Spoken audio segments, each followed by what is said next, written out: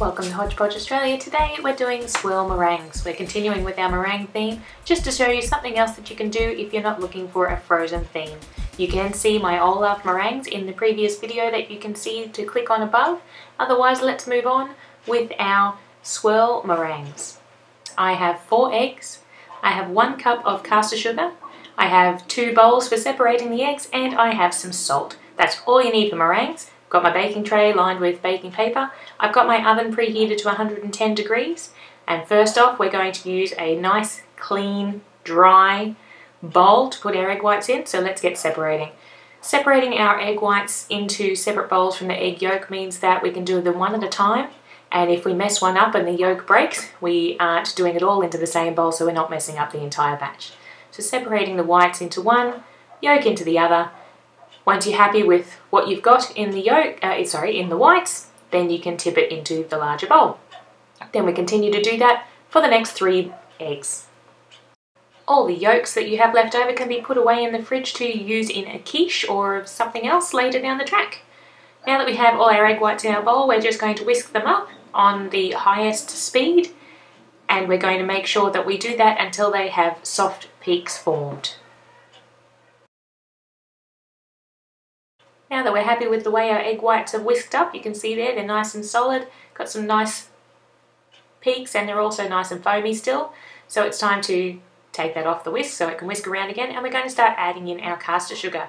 We're going to put the eggs back onto whisk, and then we're going to add in the castor sugar 1 spoon at a time. So we're not just going to dump the entire cup in there. It does take time, does take patience. You're going to put in a little bit of a spoon, you're going to let that get whisked in, then you're going to add in some more, you're going to let that get whisked in, and you need to take your time with meringues. You need to make sure that that sugar is dissolving in with the eggs, otherwise it's just not going to turn out.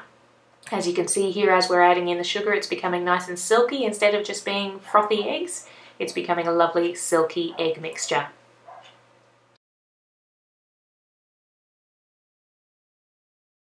Now that it's all done, you can see it's perfectly stiff. We do the test, nothing coming out. That's always an interesting test, and it's always a bit nerve-wracking, but there it is, nicely whipped meringue mixed with its sugar. From here we're going to use 2 piping bags, and I have 2 nozzles, just the 1M nozzles. I have 2. We're going to be doing some pink and we're going to be doing some blue, so we need the 2 nozzles. I like to do it both at the same time, so if you've got the same nozzles at the same time, that's really great. Otherwise you have to go through cleaning the bag and cleaning the nozzle and swapping it all over. It can be a bit of a pain. But popping the tips into the bags, not worrying about a coupler, and then we get on to adding on our colours. We're using royal blue and fuchsia of the Meringue gel colours, and what I'm going to do is I'm going to take the caps off, I'm going to grab a skewer, and I'm going to pop some of the royal blue onto the skewer, and then we're going to slide it down the side of the piping bag.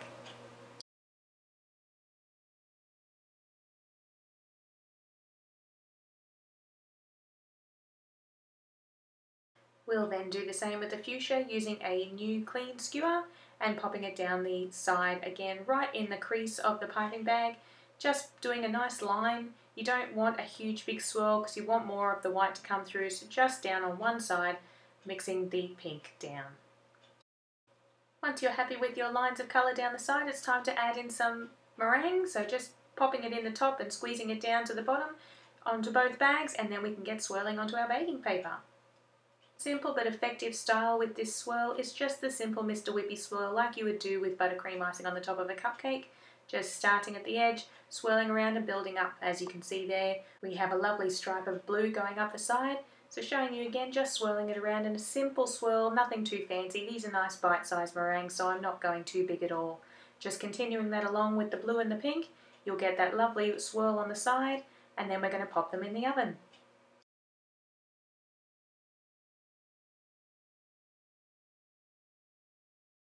All swirled and ready to go in, they're going to go in the oven again that we have preheated at 110 degrees, and then we're going to lower that down to 90 degrees when we pop the meringues in. They're going to cook for an hour and a half, then we're going to turn the oven off and we're going to let them sit in there for another few hours while they continue to dry out.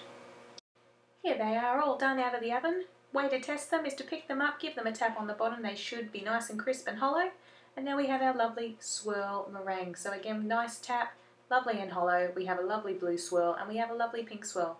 These are very effective, very easy. They are a little bit time consuming, but they're worth the effort and kids just love them. Give them a try, and thanks for watching Hodge Podge Australia.